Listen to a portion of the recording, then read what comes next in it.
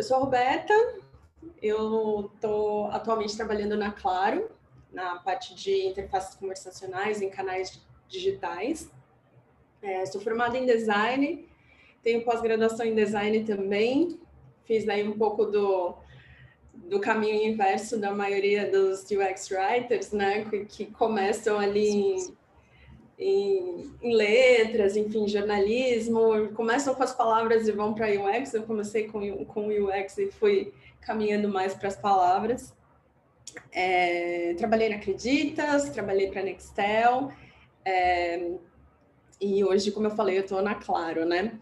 Nesse módulo, nessa noite, a gente vai falar sobre os princípios ali, conceitos de UX Writing e design de conteúdo, um pouquinho da diferença ali entre eles e o que é interessante para a gente observar. E vamos falar de tom de voz, guias de estilo, como que a gente faz isso aí para ajudar no nosso processo, né, no dia a dia. E no próximo módulo a gente vai falar de processos mesmo, né? Então tem ali um framework, como é que isso vai funcionar para o writer, né? E para todo mundo que está envolvido nos projetos e nesse processo de design. Pode passar, Flávio, por favor. Então, essa é a nossa agenda, né? O módulo 1, que são os conceitos gerais, que era isso que eu estava comentando. Pode passar para o próximo. E aí, né, a gente vai falar de métricas também um pouquinho hoje. Como eu já me apresentei, a gente pode ir para o nosso quebra-gelo, que como tem pouca gente, vai ser divertido de fazer. Eu já falei um pouquinho de mim e o meu quebra-gelo que eu queria propor é cada um que está aqui se apresentar, apesar de eu já conhecer a Flávia um pouquinho, e falar uma curiosidade sobre você. Não precisa nem me contar assim, qual que é a sua área, em qual cliente que você vai cuidar, é só falar o seu nome, de preferência com a câmera aberta, tá bom, gente? Vocês estão meio tímidos, mas pode abrir a câmera. E falar uma curiosidade sobre vocês. Como eu já me apresentei, eu vou falar minha curiosidade, que é que quando eu era criança, eu queria ser o Robin, do Batman e Robin, porque tinha um R ali no uniforme dele, e esse R só podia ser de Roberta, não é mesmo? Óbvio. E por acaso tem até, depois de adulta, algumas amigas me chamam de Robin, mas nem sabiam disso, assim, são uma curiosidade que eu deixo para contar, porque eu acho, no mínimo, curiosa. Quem quer começar? Flávia, quer começar? Posso começar. Uma curiosidade sobre mim, eu ia falar que eu amo futebol, mas aí você contou essa história, eu lembrei de outra que é mais legal. Que é, quando eu era pequena, eu queria ser caixa de supermercado. Porque eu achava sensacional ela receber todo aquele dinheiro e ficar para ela, entendeu? Rica, óbvio. Adorei. Bom. Milionária. Gente, muito rica, vocês não têm ideia. Eu achava sensacional. Bom, eu sou o Miguel. Eu acabei de entrar porque eu estava em reunião até agora, então perdão pelo atraso. E a curiosidade sobre mim, deixa eu ver, tem várias. Eu podia contar uma história de criança, mas não vou contar, porque vocês já contaram duas aí. Mas eu posso contar uma história da minha eterna alma de criança, porque eu sou um gamer até hoje. Eu jogo muito. Eu jogo no computador, eu jogo no celular, eu adoro jogo. Adoro jogo. É o meu vício. Existe um traço muito prevalecente na minha família de obsessividade, né? A minha obsessão são jogos. Eu jogo no computador muito. Adoro ficar viciado num jogo. Você joga até você terminar os jogos, ou até bater o seu próprio recorde? Como é que funciona? Não, porque na verdade os estúdios aprenderam a fazer jogo como serviço, né? Então o jogo não termina nunca.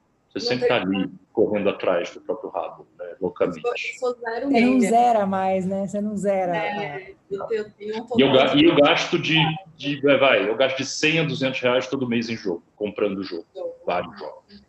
Uau! É jogo Aqui não lindo, é jogo de muito, 20, vai. 30 reais e tal, mas compro. Sempre muitos jogos. Jogo muito. Muito bom. Eu tenho zero habilidade. O meu único jogo favorito era aquele da cobrinha do celular. Esse eu joguei muito. No meu Nokia 6120. Joguei bastante. Esse mesmo. Eu sou terrível de jogos também.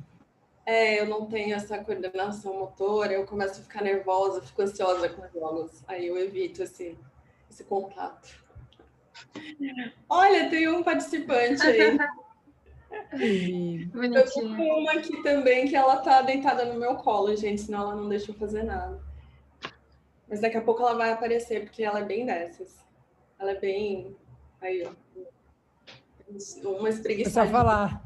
O pessoal falar, ó, é assim que vocês vão ver, provavelmente, até o final. Tá?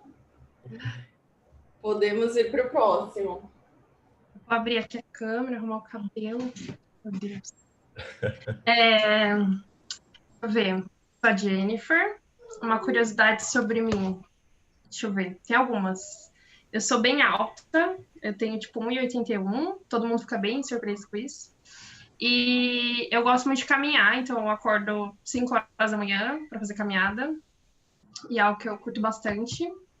E eu já fui programadora, que é algo também que as pessoas normalmente ficam surpresas. Mas eu comecei a programar com 15 na escola, porque eu curtia. Então é uma curiosidade sobre mim. Nem imaginava que você tinha 1,81 m, Jennifer. Eu sou bem gigante. Nossa, morro de inveja. Eu não sou baixinha também, eu tenho 1,75, mas eu queria ter uns centímetros a mais, sempre quis também. Bom, Obrigada. agora vamos lá. Eu sou o Bruno e curiosidade sobre mim tem algumas. A altura é uma boa, viu? A Jennifer puxou aí, eu também sou bem alto, assim, eu tenho 1,97 de altura. Caraca! E eu também sou meio... Uma das curiosidades, eu sou meio Bob Construtor, assim, sabe? Não posso ver uma manutenção em casa para fazer que eu tô fazendo agora mesmo. Antes de começar, eu tava resolvendo um negócio na caixa d'água aqui de casa. Maravilhoso. O risco de cair da escada aqui e não participar, mas estou aqui e deu tudo certo. Deu tudo certo, ufa. Deu tudo certo. Né? O problema é cair e machucar real, assim. Estou por Mas é aqui. legal isso que meu namorado, o apelido dele, né, entre os amigos, é MacGyver, justamente porque ele tem esse interesse em consertar coisas também, mas aí ele sai consertando para todo mundo. Ele conserta Nossa. na casa dele, quando precisa de alguma coisa, o amigo fala, puta, chama o Fabinho, chama o Fábio. Aí ele vai, ele ajuda, ele é maravilhoso, gente. Se vocês precisarem, eu posso passar o contato dele. Chama a Roberta, né? Preciso Tô com um negocinho mesmo. aqui em casa, tá quebrado. Nossa, tranquilão hoje. Vamos montar uns móveis aí? Convida para montar uns móveis, né? Gente, tô precisando. Pode falar que ele sabe. Eu vou pedir o número mesmo, tá? Porque, assim, meu marido, ele é excelente, ele é maravilhoso, mas ele não faz nada disso, assim. Então você usa o marido da Roberta e o Bruno, pronto. Exatamente. Tá resolvida a sua vida. Temos. Preciso. Adoro resolver coisas.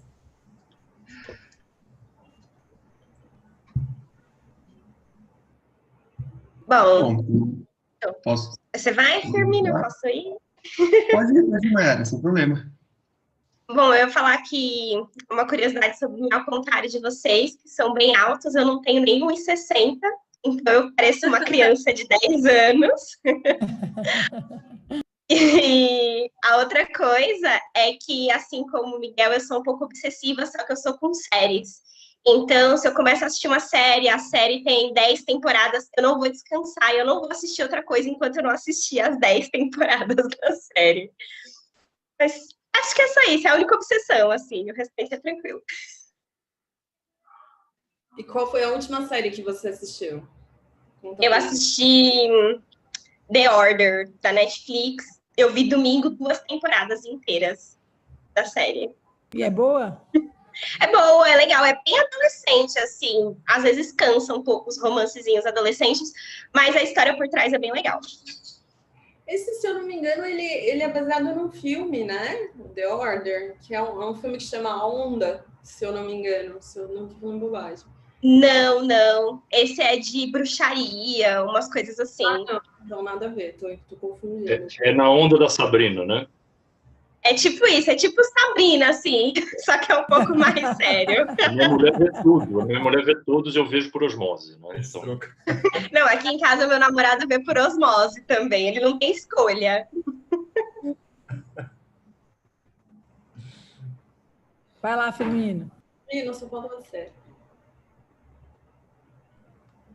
Bom, pegando um pouco aí de um gancho aí, um pouquinho de todo mundo que falou, uma curiosidade de criança é que eu sonhava em ser bombeiro, e aí, só que eu tinha medo de altura, então era algo meio contra um ou outro, e aí eu sempre achava legal o carro vermelho, a sirene tocando, era uma coisa que sempre me chamava atenção, e eu, quando encontrava na rua, eu adorava ver aquilo, só que eu odiava subir escada, tipo, escada de madeira, escada de construção, essas coisas aí.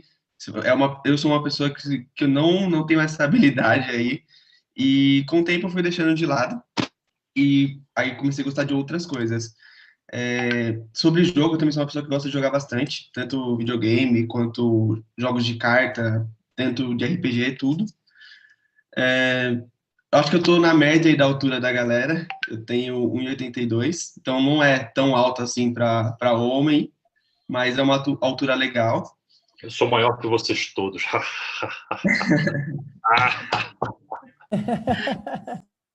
E uma curiosidade legal também, até amarrada com a aula aqui de writer, conteúdo, escrita, eu fugi de matemática e caí em matérias humanas. Então, sempre fui um aluno bom em português, geografia, história, sociologia e filosofia, e sempre fugi da escola para quando o assunto era química, matemática e física. Então, aí isso já trilhou minha carreira profissional também.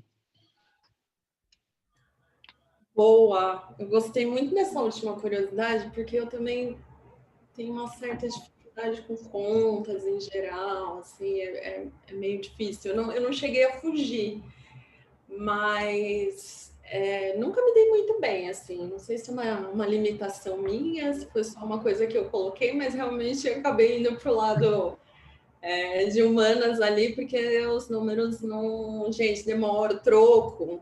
A coisa mais legal do mundo para mim é não precisar usar mais dinheiro, porque eu não sei contar troco, então as pessoas me enganavam. Eu sou exatamente essa pessoa. Olha, ó, para você ter noção, hoje, precisaram de... então, hoje precisaram de dinheiro trocado aqui em casa para comprar um negócio, e eu falei, gente, cartão, se precisar de cartão, meu cartão tá ali, aproximação, e já era. Sucesso! Muito bom, gente. Mais uma vez, obrigada a todo mundo que está aqui. Pode passar, Flávio, por favor.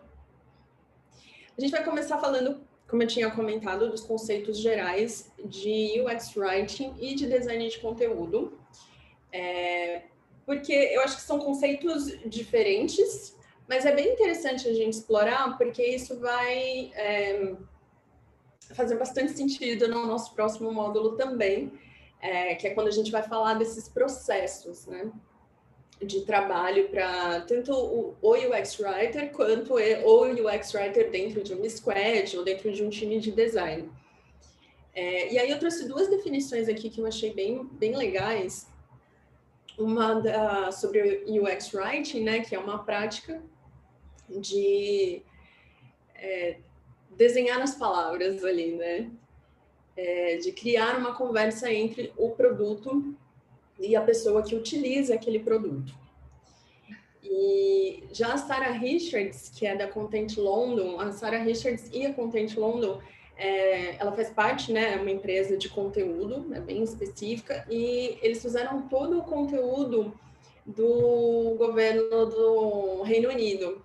Então, imaginem a quantidade de conteúdo que tinha lá, como que eram os públicos, né? Porque são pessoas de todos os lugares do país que vão acessar aquele conteúdo. Então, é bem bacana o site da Content London, porque eles também compartilham um pouco de como foi todo esse processo. E aí ela traz o design de conteúdo como uma maneira de pensar, né? Sobre usar dados e evidências para entregar para a audiência o que ela precisa, no momento em que ela precisa e da maneira como ela espera. Então, eu queria começar com essa provocaçãozinha, assim, para a gente pensar, inclusive, no papel do UX Writer, porque eu sei que, né, a gente acaba fazendo muitas vezes muito mais coisa do que só, entre aspas, né, um só aí, escrever. Então, isso também vai se conectar bastante quando a gente fala de processo de trabalho. Pode passar, Flávia, por favor. Mas uma coisa que ambas as disciplinas aí têm em comum, e que também é bem importante, né, para todo mundo que trabalha com conteúdo, é o voz e tom. A voz é a expressão verbal daquela marca, que pode, né, ser expressada não só verbalmente, como também em toda a sua comunicação. A voz é quase, e esse quase aí tem um porquê dele estar destacado, quase imutável, né? Ela precisa ser consistente e refletir de maneira fiel à personalidade da marca. Então, eu coloquei aí também essa imagem da Coca-Cola, porque quando a gente fala Coca-Cola, está sempre associado a alguma coisa muito legal, um estilo de vida, divertido, aquela coisa de o verão, calor, aí no inverno tem o Papai Noel que vai chegar, reunir a família, né? Então tem muito isso de ser uma coisa associada a bons momentos, né? A gente está sempre falando de bons momentos e no caso da Coca-Cola eu acho que é meio ao concurso, assim, na história das vozes, porque é uma voz que não mudou, né? Ela tem desde o início essa característica de ser algo que traz bem-estar e que vende esse estilo de vida, né?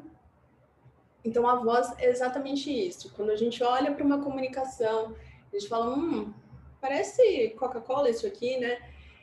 É exatamente porque essa voz foi trabalhada de forma a chegar nesse nível, né? De a gente reconhecer ela, seja verbalmente, seja num vídeo, seja num impresso, seja nas redes sociais. Isso também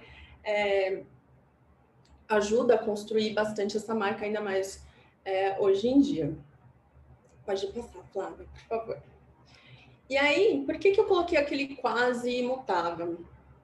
A Serasa, para mim, é um exemplo muito legal de como a marca ela pode se reposicionar, né? A Serasa fez realmente um grande rebrand ali da marca e, consequentemente, a voz também mudou bastante. E aí eu trouxe 2 exemplos, um lá de 2014, que é esse da esquerda, né? Até enfim, a diferença é muito grande, né? Tanto no texto que está escrito ali nessas peças, quanto no visual. A Serasa passou por esse rebrand, depois que eles foram comprados, se não me engano, pela Experian, então virou Serasa Experian, eles mudaram bem assim, o posicionamento. Esses são 2 posts do Facebook da Serasa. Então, né, a diferença ali de comunicação, né? E um tá no imperativo ali, né? Proteja a sua empresa 24 horas por dia, né? Uma coisa meio quase impositiva, né? Que você precisa fazer isso. E o outro já vai para um lado completamente diferente, um lado muito mais parceiro, sem deixar de colocar a questão empresarial como um core ali da Serasa. E o grande pulo do gato dela foi justamente reposicionar a marca nesse sentido, né? De ser sair de uma empresa que todo mundo associava com uma coisa ruim, né? Porque geralmente quando você vai para o Serasa você está passando algum perrengue, não tem jeito, para ser uma empresa que é muito mais parceira dos consumidores e das empresas e que tem como objetivo muito mais levar a educação financeira para todo mundo, que é justamente esse caso do plano de crescimento, né, da empresa, do que está lá para cobrar depois. Então, eu acho que esse é o melhor exemplo de como uma voz ela pode mudar e como ela pode ficar consistente e coerente também. É óbvio que não é rápido, né? Não é uma coisa que aconteceu do dia para a noite. Entre a postagem da esquerda e a da direita tem aí mais ou menos 5 anos. né? Então, é bem diferente uma da outra, mas eu acho que é bem legal. E isso também é uma coisa que acaba pesando bastante quando a gente fala de visual também, né? Então, vocês viram aí que não é só a questão da escrita que pode pegar, mas também a questão visual. Pode passar, Flávia, por favor. E o tom, ele muda de acordo com a necessidade e o contexto de cada cenário que a gente está conversando com o cliente, né? Porque a gente coloca tanto o cliente interno quanto o cliente externo, porque eu acho que às vezes a gente trabalha muito pensando no usuário final, mas a gente esquece que tem os usuários e os clientes internos, né? Que são os nossos colegas de trabalho, todo mundo que está envolvido ali também é parte desse processo, né? O tom, ele é muito importante para evitar algumas coisas do tipo... ai, adoramos você aqui, e a pessoa está fazendo uma mega reclamação porque ela ficou super brava com alguma coisa que aconteceu. Então, o tom, ele vai variar, ele pode ser sério, não necessariamente, né? Isso vai depender muito da marca. Considerando aqui o exemplo da Serasa, era uma marca super séria, né? Como vocês puderam ver, assim, era bem rígida e acabou se adaptando bem. Hoje tem uma linguagem, se vocês forem no Instagram da Serasa, é assim, uma coisa maluca, é tipo blogueirinha, assim mesmo. Então, mas dentro do contexto do Instagram, dentro do que eles têm de estratégia, né, de conteúdo para a marca e de estratégia de marca também, isso funciona muito bem. Então, o tom é sempre muito importante que a gente considere o contexto, para não cometer esse tipo de deslize, pensando que, né, a gente precisa olhar uma régua de comunicação, por exemplo. Acho que esse é um exemplo bom quando a gente pensa em tom. Como que vai ser o onboarding dessa pessoa, qual é o canal mais adequado, o tom vai ser animado para falar com essa pessoa, eu vou utilizar um tom mais neutro e aí depois eu começo a ser mais animado. Então, o tom é uma coisa que vai determinar muito da comunicação ao longo desse período, né, de vida ali do cliente com a nossa marca, e é bem importante a gente prestar atenção nisso, justamente para não dar nenhuma deslizada ali e acabar ficando aí com alguma falha na comunicação, que é justamente o que a gente não quer no final das contas. Pode passar, Flávia. E aí aqui eu trouxe alguns pontos que eu acho que são bem importantes e bem relevantes para que essa voz da marca seja construída, né? Então, quem é a minha marca? Né? Isso se usa bastante quando você vai... E geralmente, e aqui tem um ponto bem interessante também, é legal que essa construção ela seja feita com pessoas de diferentes áreas, não só com um time de design de conteúdo, por exemplo, ou com um time de UX, mas que os times de marketing também participem, né? Times até de áreas que às vezes a gente acha que não tem nada a ver com conteúdo, mas que você vai encontrar alguma coisa ao longo do caminho, por exemplo, compliance, né? Então, é legal pensar sempre no momento de construção de uma voz, numa cocriação, porque isso vai ajudar muito a gente manter a consistência da marca ao longo da vida dela. Roberta, posso fazer uma pergunta?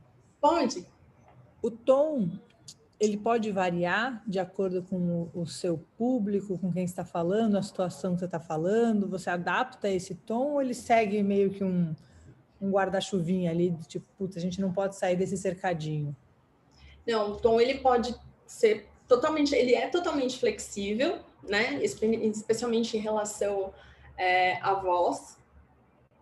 E ele vai sempre mudar, depende muito do contexto que a gente vai utilizar. O contexto ele precisa ser bastante levado em consideração para a utilização do tom.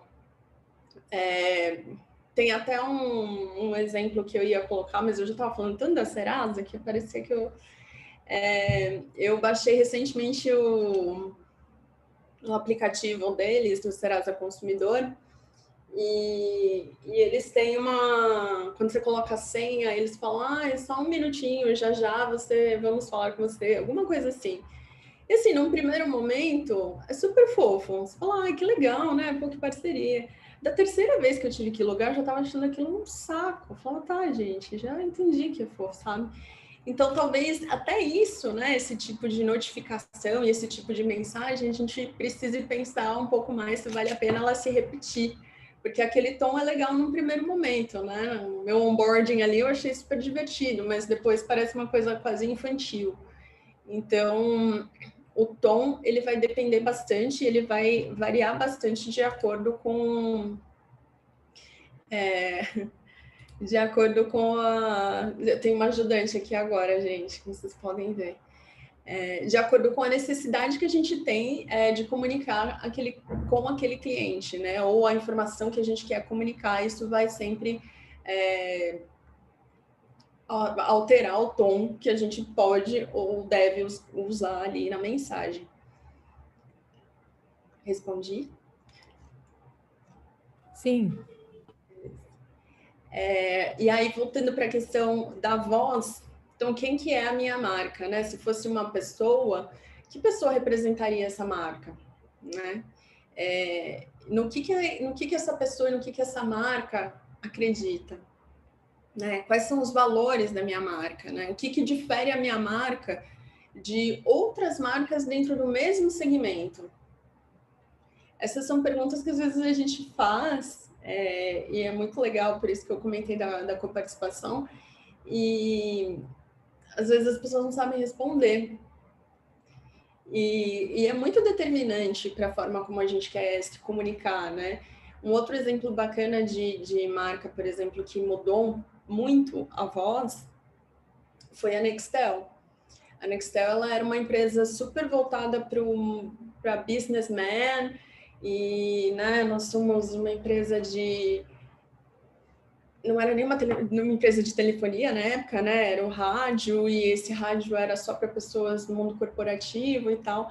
E em dado momento a Nextel percebeu que não era bem assim, o público não era aquele, já fazia algum tempo, as pessoas nem sabiam que a Nextel era de fato uma empresa de telefonia, uma operadora, e isso fez com que eles tivessem que se reposicionar bem no mercado para poder pegar ali um pedacinho.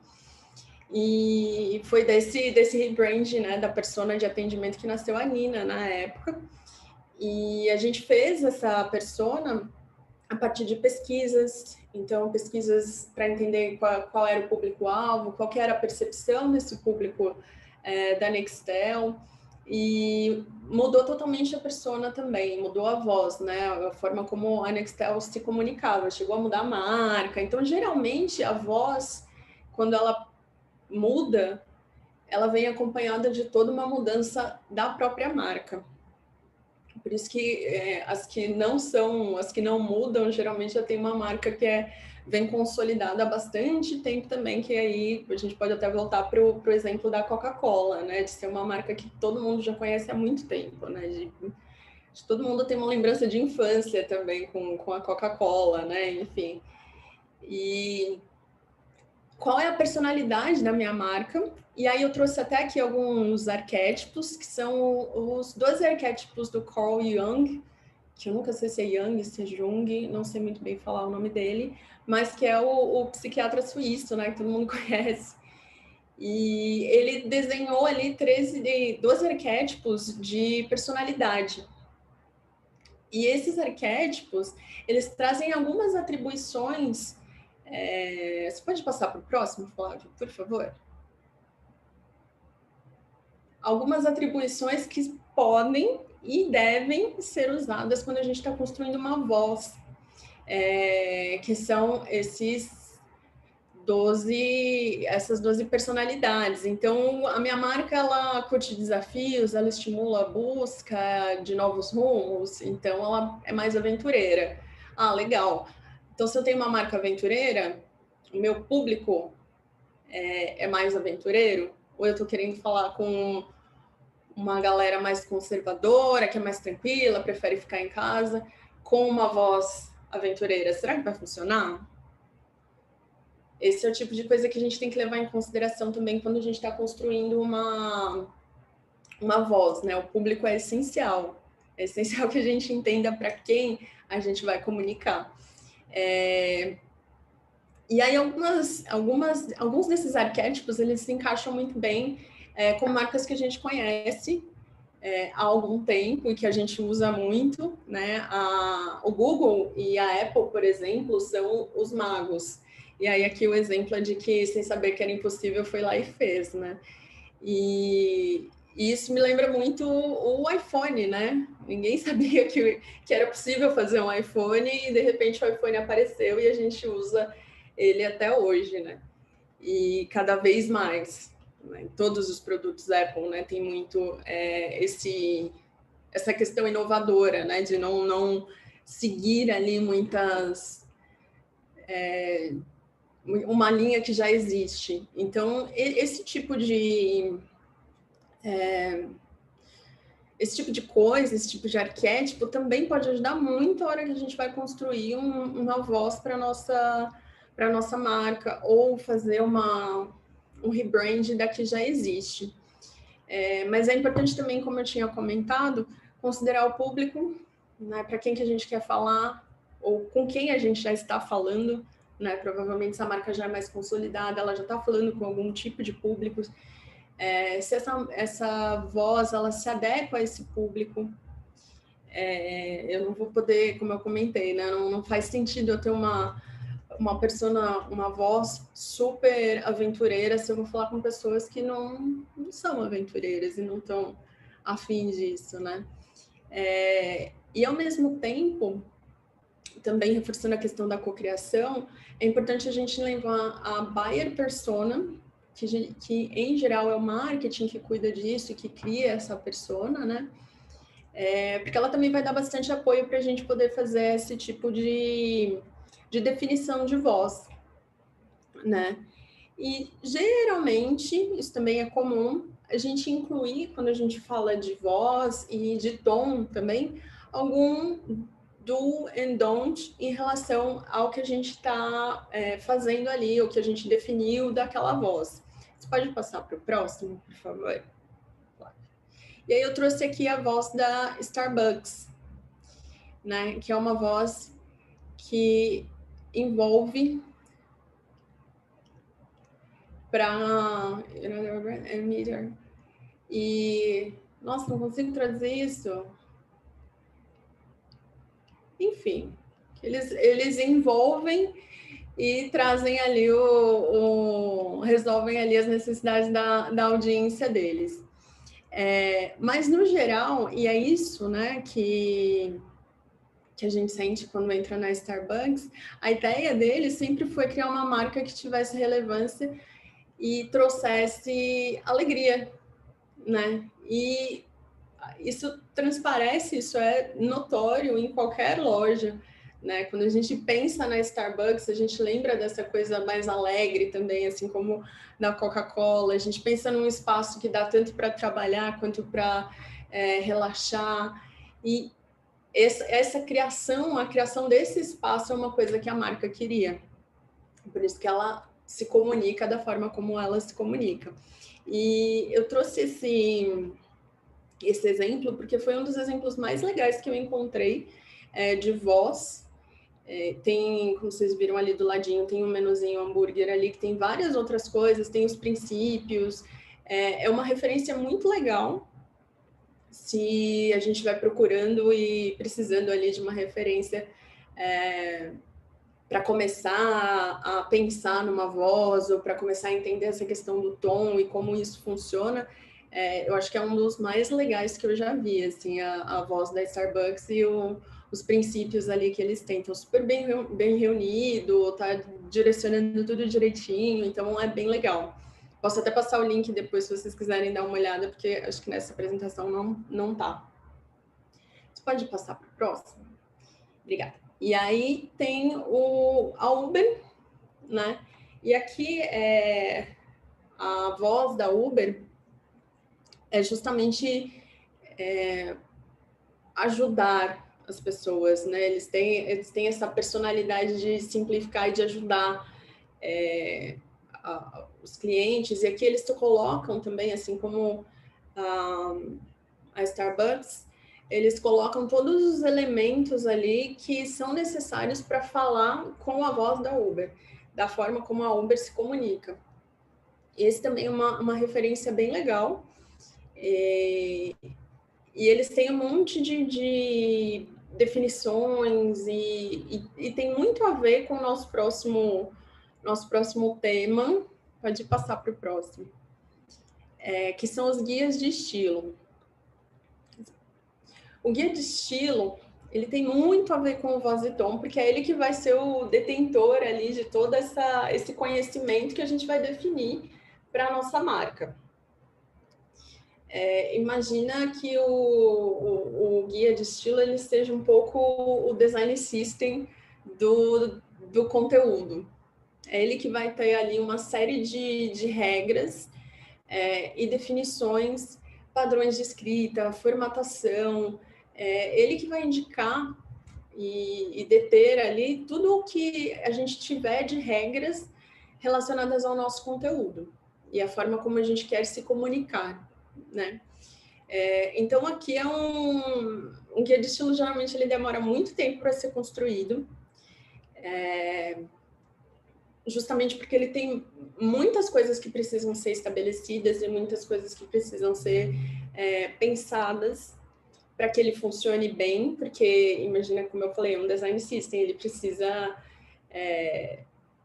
estar consistente, ele precisa que todo mundo entenda, ele precisa ser acessível, então tem bastante coisa que precisa estar dentro de um guia de estilo para que a gente consiga dizer que ele está pronto. Embora ele nunca fique pronto, porque a gente sempre vai evoluir, né? O conteúdo é uma coisa muito viva dentro de uma organização, então é difícil chegar no final, mas dá para chegar no momento que ele fica um pouco mais consistente, né? E pode passar para o próximo, por favor. E aí eu trouxe um exemplo do guia de estilo da Apple. Eles têm, assim, esse também é um guia de estilo bem impressionante, porque, como vocês podem ver nesse exemplo, é a letra R. Então, estilo e uso. Eles têm como falar sobre racismo e evitar, né, linguagem racista, etc. Eles têm uma seção de linguagem inclusiva. Aqui eles estão colocando todas as formas em que isso deve aparecer. Então, como que isso aparece, quando isso aparece, por que isso aparece. E, assim, cada um dessas setinhas aqui do lado esquerdo, do lado esquerdo, o About This Guy, Style and Usage, eles têm, assim, de A a Z o uso. Então, imagina que eles têm todos os termos possíveis e imagináveis para poder deixar a comunicação da Apple mais consistente possível. Então, assim, tem desde uso de lista, por exemplo. Eu vou usar sempre bullet points para falar de quando eu precisar fazer uma lista. Mas e se de repente eu estou falando de passo a passo? Será que bullet point funciona mesmo? Ou eu teria que usar uma lista numérica para ficar mais claro que é o passo 1, o passo 2? Mas aí eu tenho que escolher a lista numérica e só usar uma? O que faz sentido, né? Dentro do meu guia de estilo, pensando que eu estou construindo isso para minha marca. Então, o guia de estilo é exatamente o lugar em que todas essas dúvidas precisam ser sanadas. E o da Apple, assim, uma coisa absurda de completa, assim, chega a ser assustador. E é bem legal dar uma estudada nele, porque tem coisas assim que... como é que eu falo, por exemplo, pesos e medidas? Que vai funcionar para todo mundo entende, né? Porque se é uma empresa internacional, como é que faz? Porque as medidas mudam, né?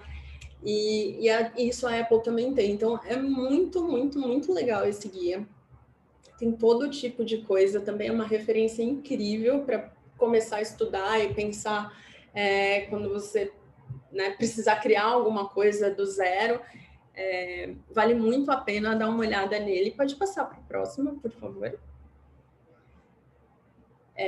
E o guia de estilo é importante, além do voz e tom, como a gente falou mais cedo, porque o voz e tom ele é como se fosse uma categoria ali dentro do nosso guia de estilo. Ele vai precisar aparecer de qualquer forma. O guia de estilo ele precisa deixar claro como escrever bem, né, inserindo conceitos de escrita padrão. A escrita padrão é como a gente chama ali, hoje em dia, a norma culta. Né? Tem um consenso ali entre professores de português que a norma culta não é um termo que compreende mais as necessidades ali e mudou-se para a norma padrão. E a norma padrão são basicamente aquelas coisas malucas que a gente aprendeu na escola, mas que fazem toda a diferença quando a gente também precisa escrever, porque quando a gente conversa e quando a gente está falando, dá para usar esse tipo de agente, né, mas quando a gente escreve, por mais que a nossa voz seja informal e seja até descolada, tem algumas coisas que a gente precisa seguir ali a norma padrão. Então, é importante sempre dar essas dicas dentro do guia de estilo para que fique claro para todo mundo, porque o guia de estilo ele realmente vai ser um guia para toda a empresa, né? E, de novo, eu falei da cocriação, é por isso que é importante a gente ter... embora isso também seja bastante papel ali do UX Writer, né, dentro de times de design e dos próprios designers, a gente ser um pouco mediador ali, né, porque de um jeito ou outro a gente trabalha com comunicação. O guia de estilo é o que vai falar quando você não precisar, quando você não estiver lá, né, ele é a sua forma de conversar com todo mundo ali da empresa. Que imagina, né? Você tem, sei lá, um único UX Writer para 5 squads. Não tem outra forma de essa pessoa, né? Se ela for atender todas as squads, ela vai virar um gargalo, com certeza. Então, o guia de estilo é uma forma de manter todo mundo ciente do conteúdo, da forma de comunicação, de como escrever para cada público, sem que o UX Writer precise estar ativo o tempo inteiro, né, nas squads. Então, é importante também incluir como escrever para cada tipo de conteúdo, então, artigos para blogs, né, quais são os assuntos que podem ser abordados num artigo, num blog, né, por exemplo, eu sou uma empresa de uma fintech, eu posso falar sobre ações? Ou isso não é muito a minha cara, mesmo sendo uma fintech? Né? É alguma coisa, são definições importantes também. Eu tenho uma sessão de perguntas frequentes. Como que eu escrevo? O que uma pergunta? Né? Como que eu faço uma pergunta que vai fazer sentido para o meu público quando a pessoa for lá no site procurar? Né? Como é que eu construo essa resposta? O que eu preciso colocar nessa resposta? Aí entra aquela questão, por exemplo, de lista. E se eu tiver que fazer um passo a passo, como é que eu vou fazer isso? Eu vou usar um bullet point? Então, todas essas coisas também tem que estar no guia de estilo, porque é ele que vai tirar as dúvidas, né? Meio um oráculo ali de vez em quando. Pode passar para o próximo, por favor. E aí eu trouxe aqui um exemplo justamente disso que eu estou comentando. Esse é o do Material. Imagino que vocês devam conhecer aí o Material, que é do Google, né? Então, ali também tem todos os princípios de escrita. Até aqui no cantinho do lado direito, né? Esses são os princípios de escrita. Tem a estrutura do conteúdo e escrevendo para componentes. O Google fez as categorias assim. Então, até isso aqui também é bem legal, esse exemplo, porque ele traz, por exemplo, a questão da segunda pessoa e da primeira pessoa, né? pensando na minha marca, o que eu vou usar? Eu vou usar a segunda pessoa ou eu vou usar a primeira? Ou vou usar a terceira, por exemplo? O que faz mais sentido para mim, né? Para minha marca? Para o Google aqui, ele coloca, né? A segunda e a primeira pessoa. E aí, lembrando a questão de do's e don'ts, eles colocam exemplos, né? Isso é bem legal de ter, assim, sempre atualizado, porque aí você está direcionando, assim, muito bem o que pode ser feito e o que não pode ser feito. Aqui só tem os do's, né? Mas acho que mais para baixo tinha os don'ts também, mas eu não consegui colocar tudo. Então, dentro do guia de estilo, são essas as preocupações que a gente tem que ter. Imaginar que isso vai ser um guia para todo mundo que vai entrar na empresa, que vai trabalhar tanto com design quanto com writing, e que isso também fala, né, pela empresa. Então, precisa ser consistente, às vezes você vai precisar validar com muitas pessoas, né? Compliance, por exemplo, o que eu posso falar, o que eu não posso, tem alguma determinação. Por exemplo, eu já trabalhei com empresa que não podia falar fatura. Você só podia se referir ao pagamento ali como conta. Alguém precisa saber disso, né? Onde você vai colocar essa regra? Como que isso vai funcionar, né? Então, o guia de estilo, ele funciona muito para a gente como esse oráculo mesmo, para que a gente consiga tanto tirar, porque às vezes isso também vira uma dúvida do writer. Imagina que você é novo num time, né? Como que você vai se adaptar? Como é que você vai entender ali o que está acontecendo se você não tem nada registrado, por exemplo? Então, o guia de estilo é sempre importante, não é fácil de fazer. Em geral, o mais adequado é que tenha uma pessoa dedicada a construir isso, especialmente porque é bastante trabalho e é um trabalho que precisa de alguém realmente para se dedicar e para fazer todo esse processo acontecer. E aqui tem um outro exemplo, que foi o que eu comentei lá no começo, que esse é um guia de estilo do governo do Reino Unido. Foi feito pela Sarah Richards, da Content London, e eles têm aqui também, de A a Z, todos os tópicos que podem ser abordados dentro desse site. Então, é muita coisa. E esse também é muito legal, porque é um guia de estilo, como eu comentei, que fala com pessoas de todos os tipos, né? Isso também é legal considerar quando a gente está fazendo um guia. Tem muito a ver com o tom que a Flávia tinha perguntado, porque se você está lidando com pessoas que são super escolarizadas e pessoas que são analfabetas funcionais, ou que são analfabetas, ou que têm uma leitura muito limitada, né? Como que você pode melhorar isso, né?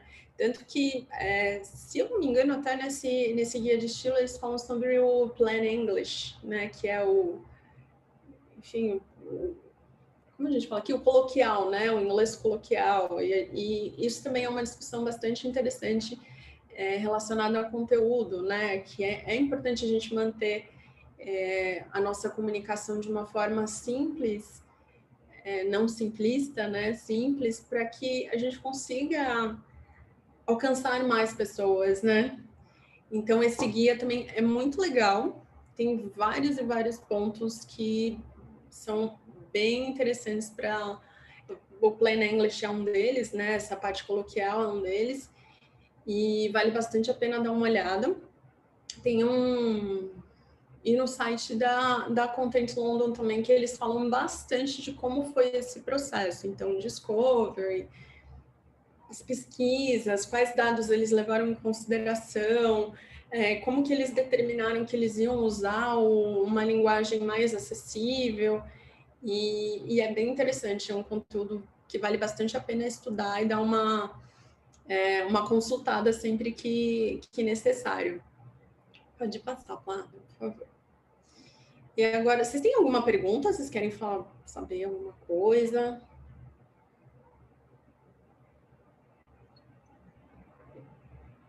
Não? Pode seguindo.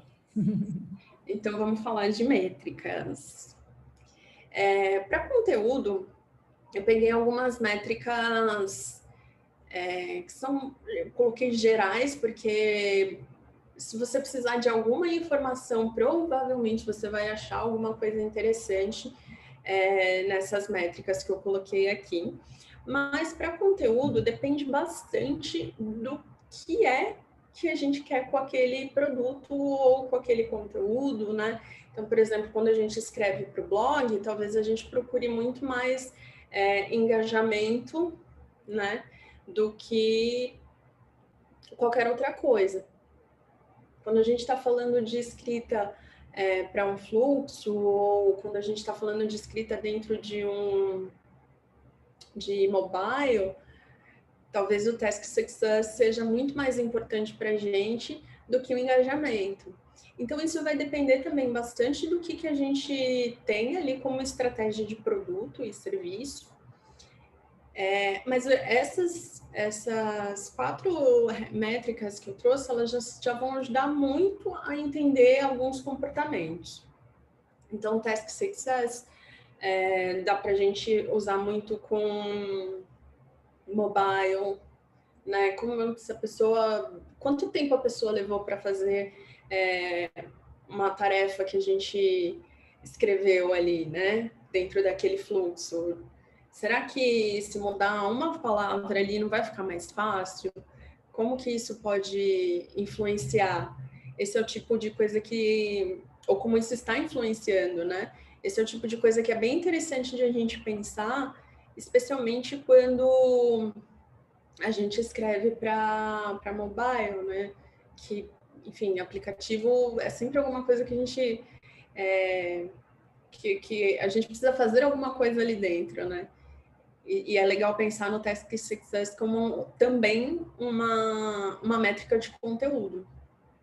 Engajamento em geral, ele é mais usado, como eu comentei, para blog, postagens em redes sociais, YouTube, mas ele também pode dar algum indício dentro de uma FAQ, por exemplo, né, o tempo ali que a pessoa ficou dentro da nossa página, né, se ela está acessando aquilo com mais frequência, o que será que ela está procurando? O que ela foi ali, né?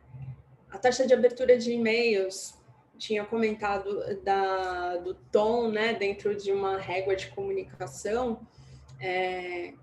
A taxa de abertura de e-mails, ela pode mostrar muito bem o que está fazendo mais sentido para o meu público, né? Que tipo de termo é mais interessante, que faz com que as pessoas abram mais aqueles e-mails, o tempo que elas permanecem lendo ali.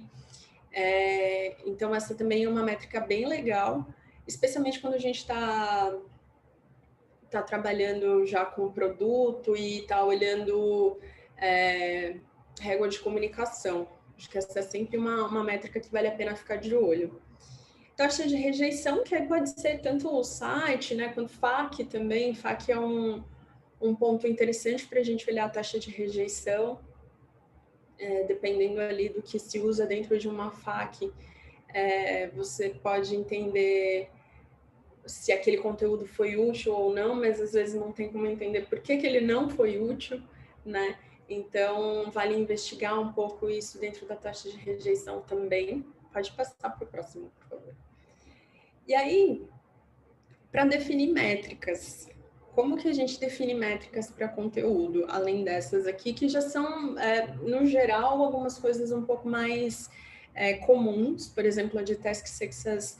Se você trabalha com produto mobile, com certeza o time de design vai olhar para isso em algum momento, não necessariamente para conteúdo, mas vai olhar como um todo, né? E aí você ali, o UX Writer, consegue ter pelo menos um cenário um pouquinho melhor do que está acontecendo. Mas eu trouxe aqui o framework Hard, que foi desenvolvido pelo Google. Ele é bem usado em equipes de UX, e ele ajuda bastante a desenhar objetivos e as métricas que a gente quer olhar dentro do nosso produto. E aí, do Heart, pensando em conteúdo, o que é interessante a gente olhar? Quais são os objetivos ou os KPIs do produto, porque aí a gente consegue entender como o nosso conteúdo vai ajudar a chegar naqueles objetivos, né? Como o conteúdo vai ajudar a atingir, né? E como você vai acompanhar. Porque, para além de colocar uma métrica, é importante que você acompanhe também, né? Porque não adianta muito ter a métrica, mas você não saber de fato o que está acontecendo. Então, como que você vai acompanhar essa métrica? Que ferramentas que você vai utilizar? Com que periodicidade você vai olhar para essas métricas? Como que você vai saber se essas métricas estão fazendo sentido, ou se você precisa medir outras coisas? Então, é bem interessante, mesmo pensando em conteúdo, em sempre alinhar isso com o produto que a gente está construindo, ou que já está mais consolidado, ou o serviço para o qual a gente está escrevendo. É sempre importante a gente alinhar a estratégia do produto com o nosso conteúdo. Pode passar para o próximo quadro, por favor.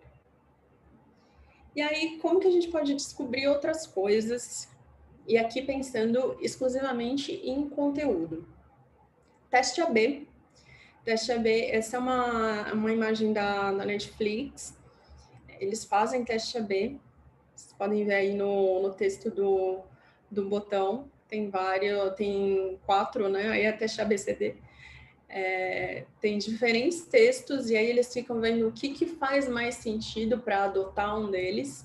Então, o teste AB é exatamente isso, né? Eu ter 2 ou mais textos ali, ficar mudando para que eu consiga entender, dentro de um período de tempo, o que fez mais sentido, o que recebeu mais cliques.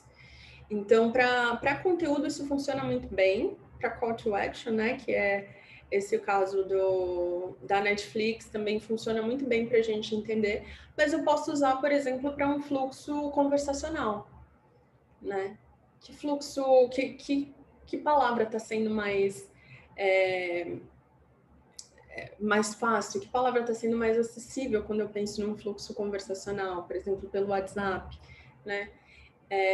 Ou mesmo para landing page, né? Para a própria FAQ, mensagens de erro, pode, né, se isso for de fato virar um problema. Tem um exemplo muito bom que um amigo meu me contou, na época que a Caixa começou a liberar o auxílio emergencial, a busca pela palavra token, ela subiu vertiginosamente dentro do Google Trend. E aí a gente descobriu que tinha as pessoas recebiam um token, um código, por SMS, elas precisavam validar aquele SMS, aquele código num período X de tempo. E caso elas não conseguissem, isso expirava. E elas tinham que ter um novo código para poder solicitar o auxílio. E aí, na mensagem de erro, falava token, não falava código. O seu token expirou. E as pessoas não sabiam o que era um token. Então, isso também é o tipo de coisa que é muito para a gente pensar quando a gente vai usar uma palavra num call to action, ou numa mensagem de erro, de o que faz mais sentido para as pessoas com quem eu estou me comunicando. De novo, né? Todo mundo entendeu o código, mas o que é token? Né? Token, eu nunca ouvi falar nisso, especialmente pessoas, algumas das pessoas que estavam buscando essa questão do auxílio, que eram pessoas que a gente sabe que são que estavam já numa linha de pobreza, provavelmente não eram pessoas escolarizadas, né? O que é token? Né? Como é que eu vou me comunicar, usar essa frase com pessoas que eu sei que nem falam inglês?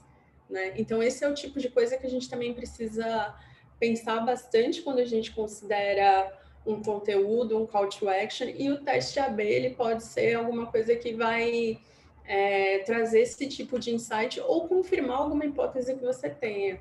E é sempre legal fazer, especialmente quando tem alguma diferença de termos, né, ou alguma coisa que é muito comum acontecer, especialmente em empresas muito grandes, às vezes tem um termo que é muito interno, mas que as pessoas usam com os clientes finais.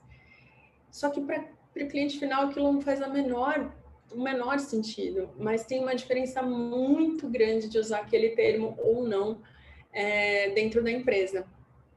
Um exemplo muito bom disso, quando eu trabalhava na Nextel, a gente usava religar, quero religar a minha linha, e reativar. Que assim, no geral, para o público não fazia diferença. Mas dentro da empresa, religar uma coisa e reativar a outra. Então, a gente nunca sabia o que a pessoa queria de fato. E esse é o tipo de coisa que pode ser amenizada quando a gente faz um teste AD, por exemplo. Pode passar para o próximo, Flávio, por favor. Tem uma outra forma também de evidenciar ali o se aquele texto está, né, com uma legibilidade boa e se faz sentido para o público-alvo, que é o close test. Esse close test, aqui eu trouxe um exemplo do Banco Santander, que é o close test com o highlight, que é esse azulzinho. Mas o close test, ele é bastante utilizado em testes de proficiência de algum idioma, para você completar com a palavra que faz mais sentido. Então, isso também dá para a gente ter uma noção muito boa de como as pessoas lidam e como elas entendem aquilo que a gente está querendo dizer. Né? Aqui, obviamente, era um texto bastante voltado para o mundo financeiro, né? Mas que, de alguma forma, ia chegar até o cliente final. E aí, o Santander aplicou o close test para entender o que fazia mais sentido. Recentemente, eu também respondi uma pesquisa da Neon, em que eles fizeram exatamente isso, assim, eles tinham um termo, eles tinham vários termos, acho que 4 ou 5 termos cada uma das perguntas, e eles colocavam ali para você completar. Então, por exemplo, quando você está com a sua conta X, você está, e aí tinha as opções, né? Então, minha conta está pausada, minha conta está suspensa, minha conta... Que é justamente para entender a percepção que as pessoas têm e a gente conseguir entregar um conteúdo que faça sentido, que vai reduzir, que vai evitar que aquela pessoa cometa algum erro, enfim, né? Muito, né, do nosso trabalho também é isso, evitar que algum erro aconteça por meio das palavras. Então, o close test é bem legal de aplicar, porque ele também pode trazer muito insumo, né? E até mudar algumas coisas dentro da comunicação da empresa. Pode passar. E aí eu trouxe algumas ferramentas também que eu acho que são bem legais para acompanhar métricas, que é o Hotjar. O Hotjar, ele é muito legal e geralmente também os times de UX eles já utilizam, então você pode ter ali só pegar um pedacinho e usar a valer. Ele tem um mapa de calor, ele também grava, você pode colocar ali na página para ele gravar a interação do usuário com a sua página e aí você analisar depois aquilo. E provavelmente todo mundo já viu isso também, aquele questionáriozinho que aparece na tela à medida que você vai scrollando também é do Hotjar. E também é bem legal porque ele pode trazer muitos insights ali, dá para usar como uma forma de pesquisa mesmo, né? E aí, enfim, você pode usar tanto... Geralmente, quantitativa faz mais sentido, porque talvez você não consiga analisar todas as respostas, dependendo do período que você deixar aquilo no ar e dependendo da quantidade de tráfego que o site tem também, né? Ou o aplicativo, enfim. Mas o Hotjar é bem legal Ele tem várias features que são bem bacanas para a gente que trabalha com conteúdo. E você consegue extrair uns insights bem bacanas também só de ver mapa de calor, por exemplo, né? E vale bastante a pena aprender aí a mexer ou utilizar o Hotjar no dia a dia. Pode passar, Flávia, por favor. Outra ferramenta muito boa, e essa também, né, acho que todo mundo conhece, que é o Analytics do Google. Para conteúdo tem muita coisa legal. Muita coisa legal, por exemplo, quando você usa numa central de ajuda, você consegue ver quais foram os artigos mais acessados, o que as pessoas passaram mais tempo lendo, o que elas entrou e saiu, taxa de rejeição, tem muita coisa legal. E vale muito a pena também, tem cursos, pelo menos não tenho certeza se ainda está no ar, mas o próprio Google liberava um curso de Analytics grátis para você entender ali pelo menos o básico de trabalho do Analytics.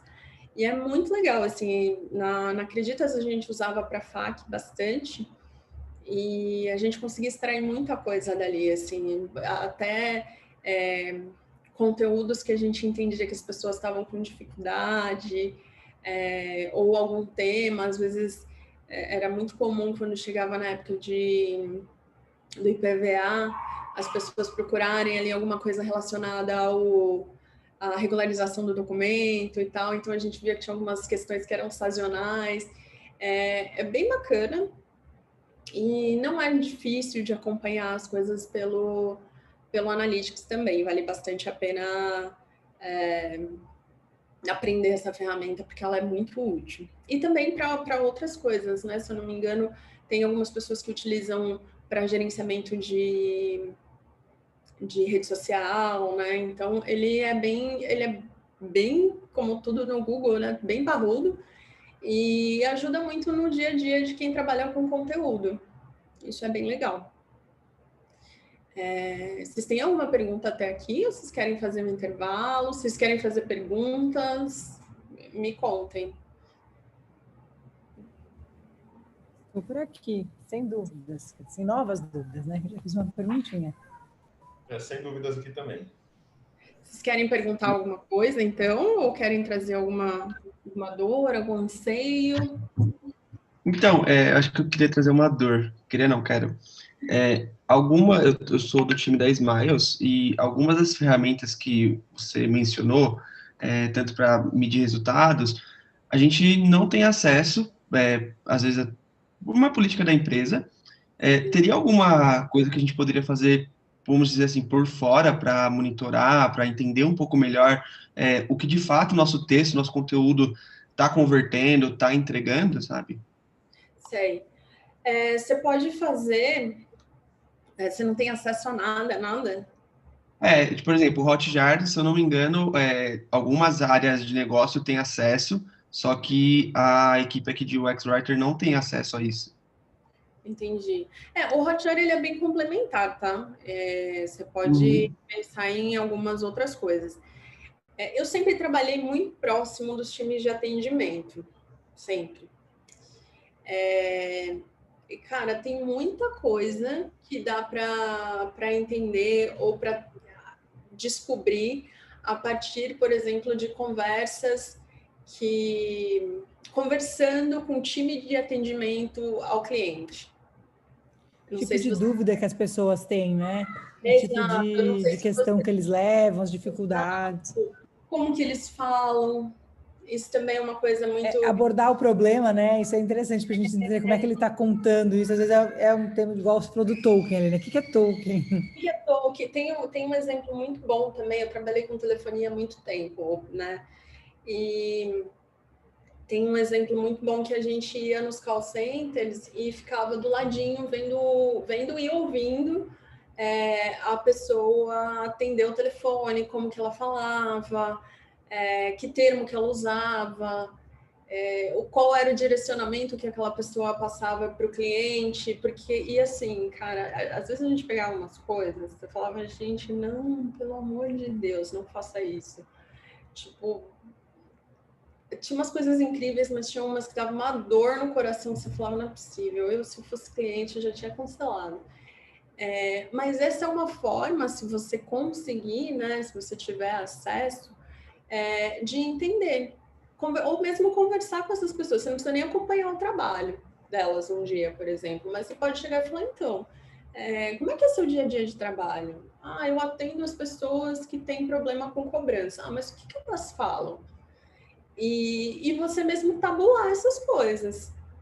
Às vezes não tem muito como fugir ali do Excel. Eu sei, né, que não é fácil, mas às vezes a gente não tem como fugir do Google Sheets, do Excel. A gente precisa ir lá e dá para pegar também os feedbacks até por e-mail, né? E-mails enviados para o saque, esse tipo de coisa também dá, né? Eu não sei exatamente se ele conseguiria ter acesso a isso, mas também é fonte, assim, de muitas coisas. E assim, eu não tenho acesso a nada disso, Roberta. Putz, acabou. Vai lá na página do Instagram dessa empresa e lê o que as pessoas estão falando. Beleza? Olha, eu vi que 50 pessoas reclamaram que elas tiveram problemas para emitir a passagem. Tá acontecendo alguma coisa? Geralmente tá. Aí você pode falar, tá, então, será que a gente não pode, sei lá, mandar um e-mail antes para essas pessoas falando que elas vão ter problemas? A gente não pode se preparar para atender isso e isso não virar um problema para o cliente? Isso acaba sendo, parece que não é o trabalho de conteúdo, mas é também, tá, gente?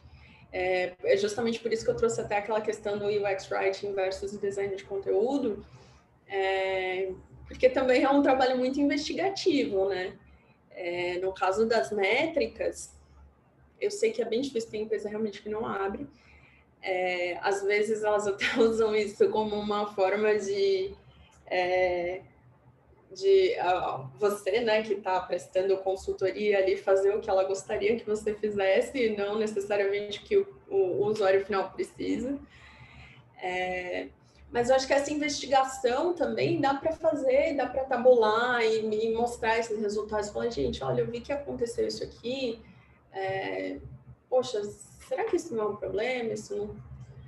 Mas quando a gente não tem acesso, aí fica mais difícil mesmo. Tem que ser mais guerreirinho. Não tem jeito.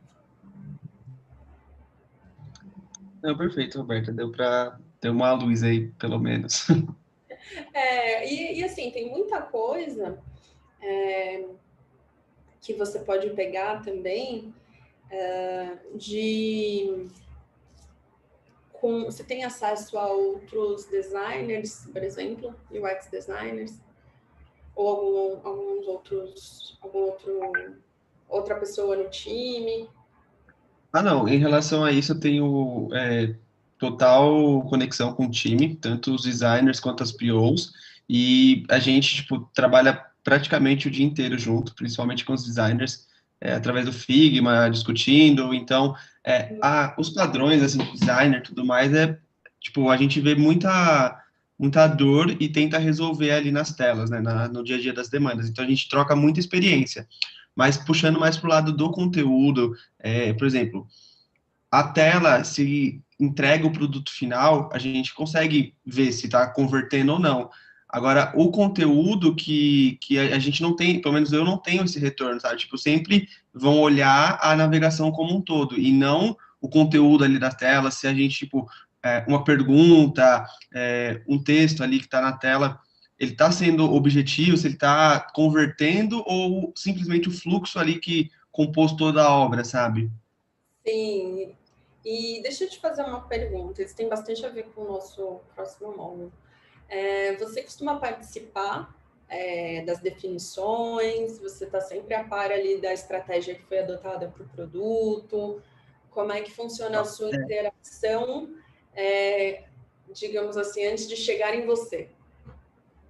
Então, no começo, só chegava na parte final, eu só participava quando já estava definida a parte de wireframe e já estava o layout meio que encaminhado, porque no começo da Smiles eles não entendiam o que era o wireframe, então, se fosse mostrar qualquer protótipo cinza, vamos dizer assim, eles não iam entender, iam reclamar com os designers do time.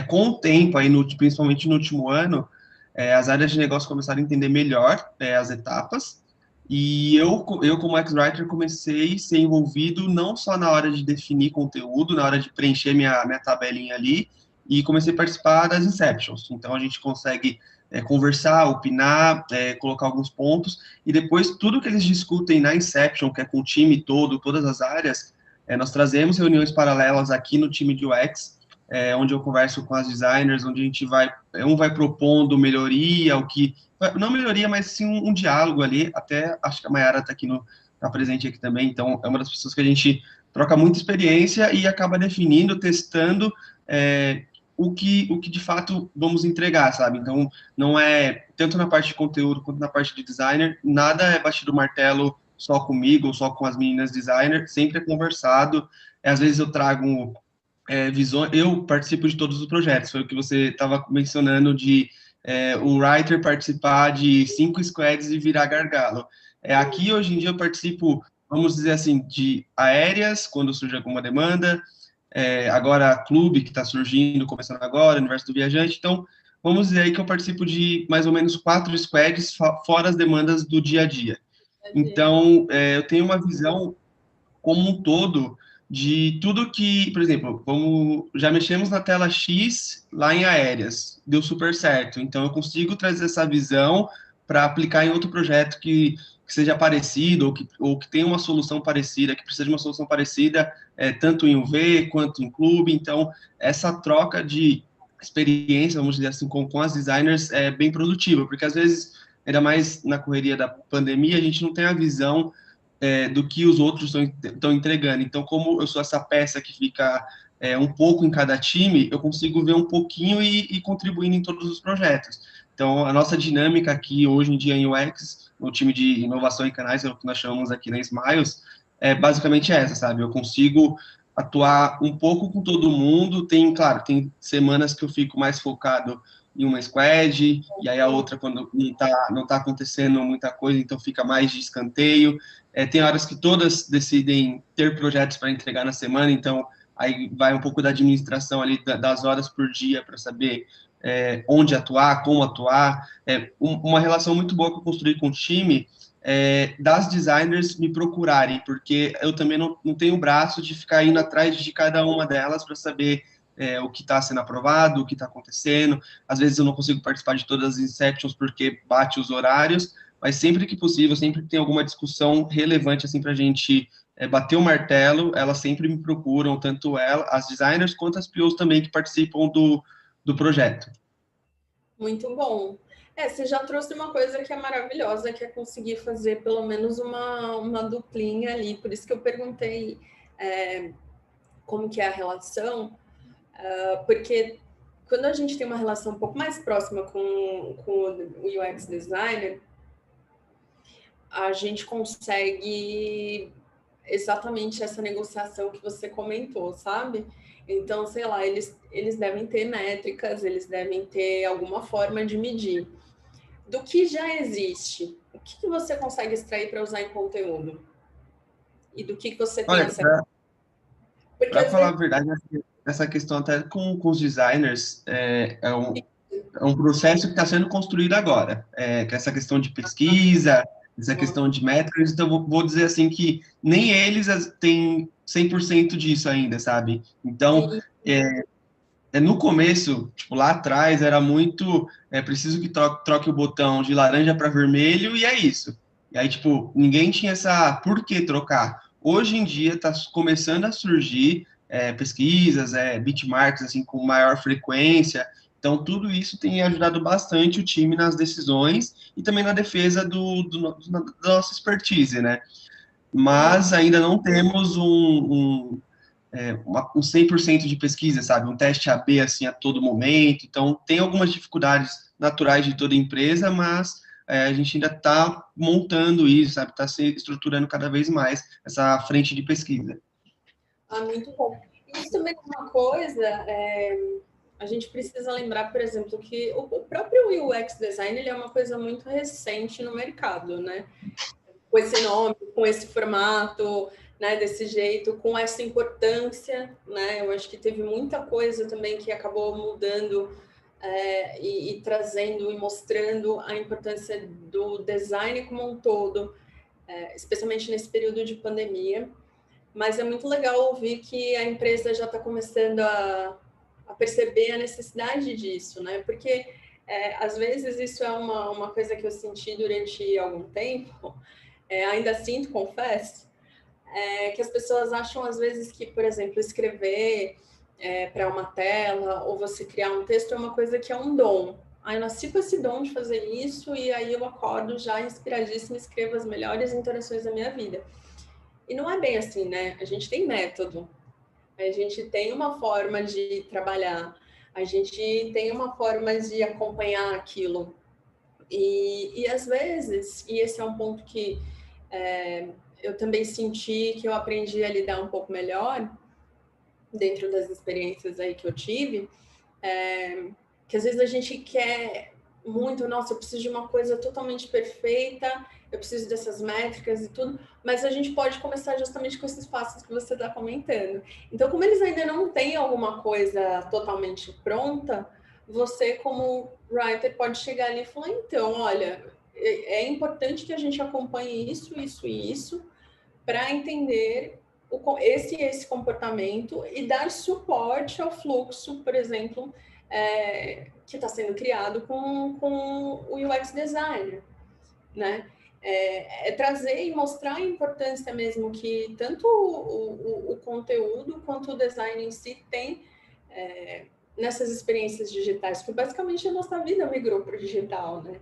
Então, talvez trabalhar um pouco melhor essas ideias, ou levar algumas coisas, ou às vezes, um exemplo, vou dar de novo esse exemplo da Neon, que eles fizeram um formulário e dispararam para os clientes.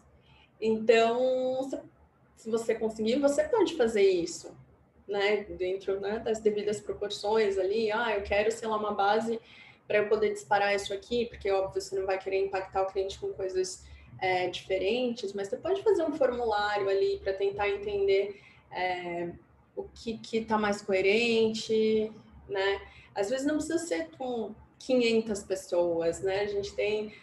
fiz recentemente um curso de UX Research com a Paola Salles. Ela falou isso, ela falou, gente, eu não tenho um número mágico de pessoas, né? Mas o Norman sempre fala que... o Norman não, o Nielsen. O Nielsen fala que se você falar, né? Se você fizer uma pesquisa com 5 pessoas, você já vai descobrir ali o tal do 80-20, né? 80% dos problemas já vão estar ali. Então, isso também a gente consegue aplicar em conteúdo, né?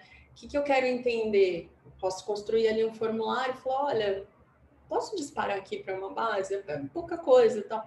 Então, e aproveitar esses momentos que as pessoas estão mais receptivas, a empresa, aproveitar que você tem um relacionamento bacana com todo mundo do time, justamente para começar a criar essa cultura também, sabe? Eu acho que é mais isso, assim, quando a gente não tem acesso mesmo, acho que é mais na negociação ali, na conversa, para a gente ir conquistando esse espaço, tanto como profissional, como mostrando a nossa expertise, né, na coisa, e mostrando a importância que tem. E aí as coisas começam a rolar melhor. Mas é um processo difícil, não é fácil, demora bastante, mas eu acho que a gente chega lá, assim, todo mundo aqui que está no meio de design, a gente ainda consegue chegar lá. Vocês têm mais alguma pergunta? Eu não. Obrigado, Roberta, pelos esclarecimentos aí. E assim, gente, muita coisa não, né? Assim, tirando as questões que, obviamente, são mais científicas mesmo, que eu fui buscar aí as referências, né? E trazer algumas coisas. Muito do que eu estou comentando aqui é da minha experiência trabalhando com conteúdo, com interfaces conversacionais, com esse processo todo Em empresas diferentes, eu acho que a maturidade da empresa também é uma coisa que acaba influenciando bastante, né? No quanto a gente consegue ter... quanto a gente consegue fazer dentro da empresa, né? Tem empresa que às vezes é super burocrática, mas você vai conseguir ter todas as métricas que você quiser, e empresas super descoladas que não vai ter métrica nenhuma, mas você precisa provar que aquilo dá resultado do seu jeito. Então, isso também depende um pouco da maturidade das empresas para as quais a gente trabalha, né? E eu acho que é um ponto do design que é sempre bacana de falar é a adaptabilidade, né? A gente vai se adaptando ali, vai descobrindo coisa para poder resolver os problemas dos outros, né? Por default, mas os nossos também.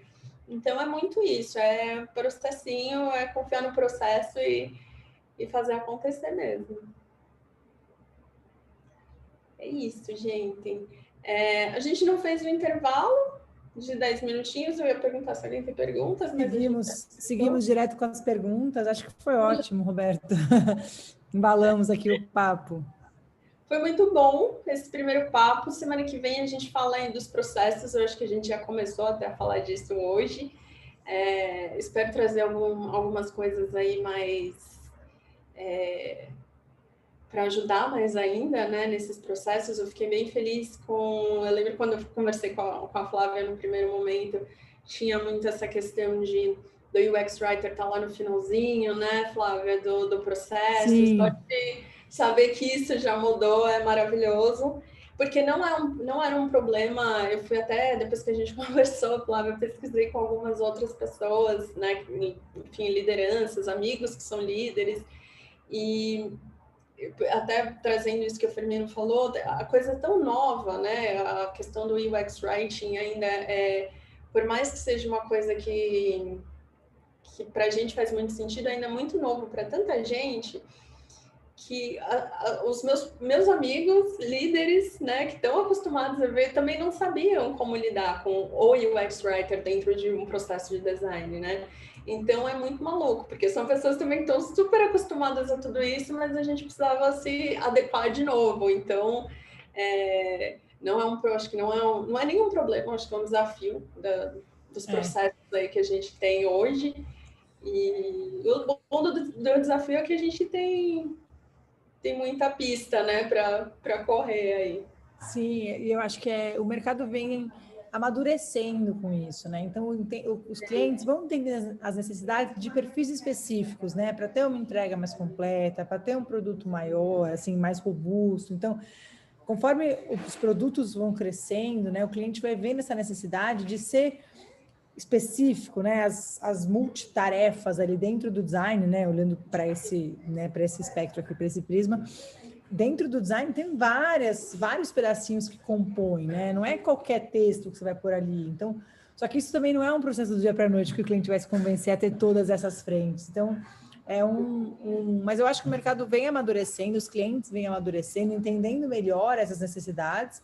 E aí o nosso papel também provocar e saber e trazer essas necessidades para eles irem entendendo as grandes vantagens, né? Usar esses exemplos das métricas que você trouxe, do tipo, eu não vou só escrever melhor, eu vou ser mais didático para o seu cliente, ele vai entender o que a gente vai ter menos reclamação, maior conversão, e aí você faz uma cadeia, assim, de valor, né? Não é só um texto mais bonitinho, não é isso que a gente está falando, né? É por isso que eu comentei que eu sinto muito ainda isso como, né, e não só a parte de conteúdo, mas do design como um todo, ele às vezes parece uma coisa que é feita muito por dom, e não é, né, gente?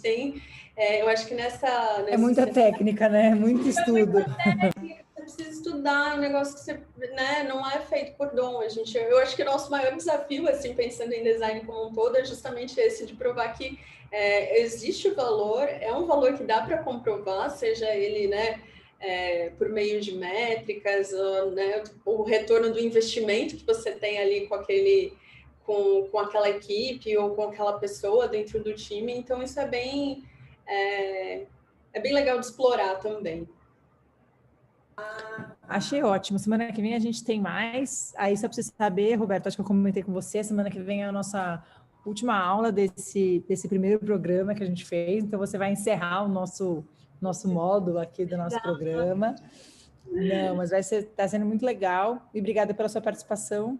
Até semana que vem. Eu que agradeço, gente. Obrigadão, todo mundo.